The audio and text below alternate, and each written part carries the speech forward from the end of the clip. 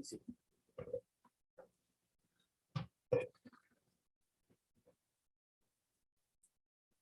to go.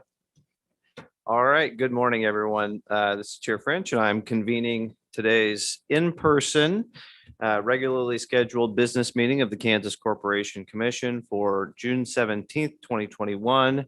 And I believe it is now 10 a.m. So we will begin. I'm joined by my colleagues, Commissioner Keen and Commissioner Duffy. On today's agenda, we have 20 consent agenda items, one noticed item, and one discussion item. We will begin with our consent agenda items. And before we consider those items, let me just turn to my fellow commissioners and ask whether you have any questions or comments on the consent agenda items. Commissioner Keen, would you like to go first? Yes, thank you, Mr. Chairman.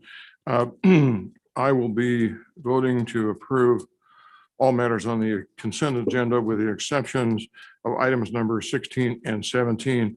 I'll be recusing on both of those matters, 16 and 17. Thank you. Thank you. Commissioner Duffy, any questions or comments on the consent agenda? Thank you, Chair French. I have no questions or comments, and I move approval of the consent agenda items, noting the recusal of Commissioner Keen on items 16 and 17. Second. Thank you. We have a motion and a second to approve the consent agenda, noting Commissioner Keen's recusals on items 16 and 17. Is there any further discussion on that motion? Hearing none, those in favor, please vote aye. Aye. Aye. Aye. The consent agenda is approved. We now move to our first noticed item. This is in docket number 20 EKCE 425 COM, and it is a proposed order on petition for reconsideration. Our presenter for this item is Ms. Lauren Lauschman. Lauren?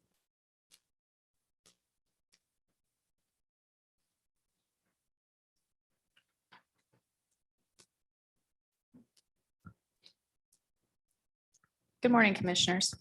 Before you is an order denying Mr. Timbrink's petition for reconsideration.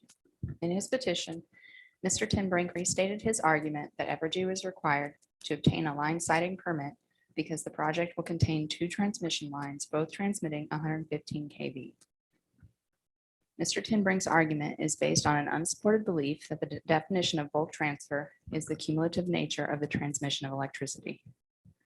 The proposed order further explains the transmission lines in Evergy's proposed project do not meet the requisite statutory definition for line siting review by the Commission. The proposed order also restates that although Mr. Timbrink says he did not want to, he did in fact sign an easement conveyance allowing Evergy to use his property. The order denies the petition for failing to demonstrate the Commission's rationale was premised on mistaken law or mistaken fact. With that, I recommend approval of the order and will stand for questions. Thank you, Ms. Lauschman. Are there any questions for our presenter from either commissioner? And I'll begin with Commissioner Duffy. Do you have any questions? I have no questions or comments. Thank you. Commissioner Keen? None for me. Thank you, Mr. Chairman. I would move approval of the order. I second the motion. We have a motion and a second to approve the order. Is there any further discussion on that motion? Hearing none, those in favor, please vote aye. Aye. Aye. Aye. The order is approved. We now move to our discussion item, and this is a Federal Energy Regulatory Commission matter. And our presenter for this item is Mr. Cole Bailey. Good morning. Good morning. Good morning. Okay, before you, I have a proposed motion for y'all to review and rule on.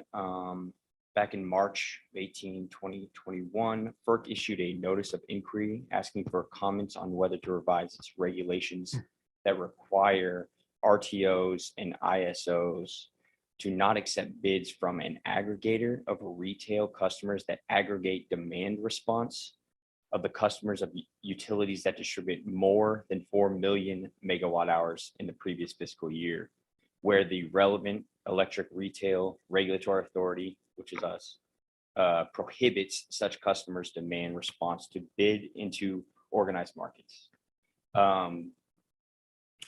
This came from FERC order 719, and then again in 7198. This was back in 2009. I believe, or maybe early 2010. The KCC had its own investigation after 719 in docket 10 GIME 215 GIE. That was mostly just a call for comments from public utilities who fit this description. The comments were filed. Eventually, the question asked was, were there any statutes preventing aggregators in Kansas? At the time, the answer was no. No action was taken. That was the end of the docket. Now, FERC has asked for comments on whether to allow states to continue to have the right to opt out of aggregation.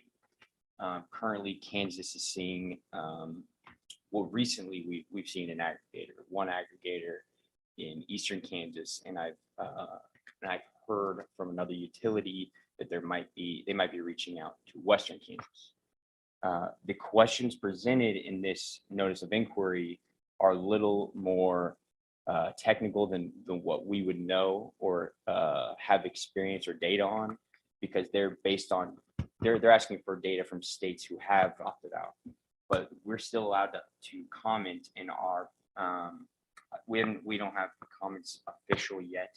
Draft is in the works, but the position is that we would want to keep our jurisdictional rights as much as possible.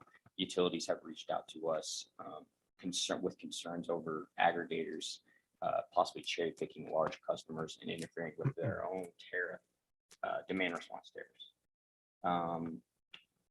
We've spoken with our DC counsel. He recommends finally comments. We have I think 6 more days. It's the 23rd when we'll file comments. And with that, I stand for questions. If anyone has any. All right, thank you, Cole. Let me turn to my fellow commissioners to see if they have any questions of you before we take action. Commissioner Duffy, do you have any questions? No questions, but just a comment. I do think it's imperative that we keep our options open and that we do engage our DC council to act on our behalf. Thank you. Commissioner Keen, do you have any questions? I have no questions, Mr. Chairman. Would you entertain a motion? I would. I would move the commission authorize our DC council to file a dockless intervention in FERC docket number RM 21-14 and make any other filings as necessary to protect the interests of Kansas ratepayers. Do we have a second on that motion? Yes, I second the motion. I'm sorry. Thank you. We have a motion and a second to approve the described motion and take this action in the described FERC docket. Is there any further discussion on that motion? Hearing none. Those in favor, please vote aye. Aye. Aye. Aye. Motion is approved. Thank you, Cole. Hearing no further business to come before us this morning, I would entertain a motion to adjourn. So moved. Before I entertain a second, I would like to offer 2 observations.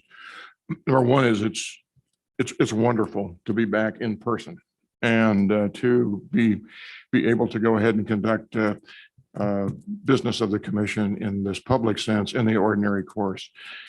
The second thing, as a matter of personal privilege, Mr. Chairman, is to welcome you to the bench. You and I have served on this commission now for over a year. It's been my honor to serve with you. And we have, to date, this is the first time we've been able to sit side by side and preside over anything. So welcome to the Corporation Commission 1 year late. Thank you very much. And it is great seeing everyone in 3D. I would second the motion to adjourn. We have a motion to adjourn and a second. Those in favor, please vote aye. Aye. Aye. Aye. We are adjourned. Thank you, everyone.